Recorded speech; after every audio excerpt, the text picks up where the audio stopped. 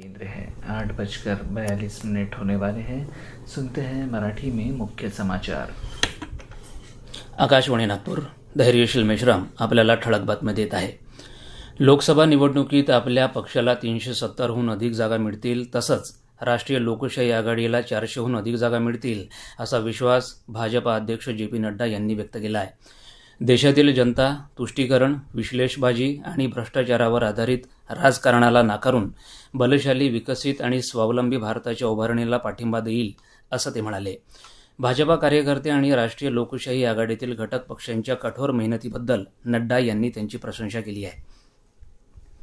अनेक हिंसक कारवायांमध्ये सहभागी असलेल्या एका नक्षल समर्थकास पोलिसांनी आज अटक केली आहे। सोमा उर्फ दिनेश मासा तिम्मा असं अटक केलेल्या नक्षल समर्थकाचं नाव असून छत्तीसगड राज्यातील बिजापूर जिल्ह्यातील तोयामेट्टा येथील रहिवासी असून महाराष्ट्र शासनाने त्याच्यावर 1.5 लाख रुपयाचे बक्षीस जाहीर केलं होतं।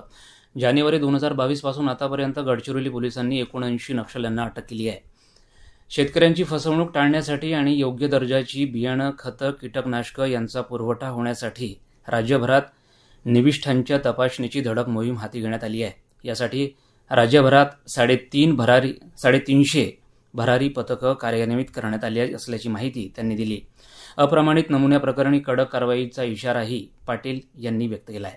अनुदानित युरिया खताचा गैरवापर होऊ नये म्हणून ही उपाययोजना केल्या जात असल्याचं त्यांनी सांगितलं आहे।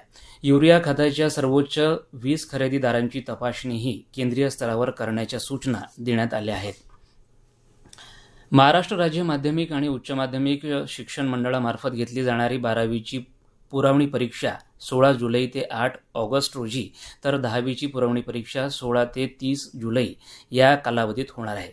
पुरवणी परीक्षांचं विषयनिहाय वेळापत्रक मंडळाच्या अधिकृत संकेतस्थळावर सोमवारपासून उपलब्ध होईल। आज ब्रह्मपुरी येथे सर्वाधिक 46.5 अंश सेल्सिअस इतक्या कमाल तापमानाची नोंद करण्यात आली असून चंद्रपूर, गडचिरोली, गोंदिया, वाशिम आणि यवतमाळ जिल्ह्यात काही ठिकाणी विजांच्या कडकडाटासह वादळी वारा तसंच हलक्या ते मध्यम स्वरूपाच्या पाऊस पडण्याची शक्यता आहे।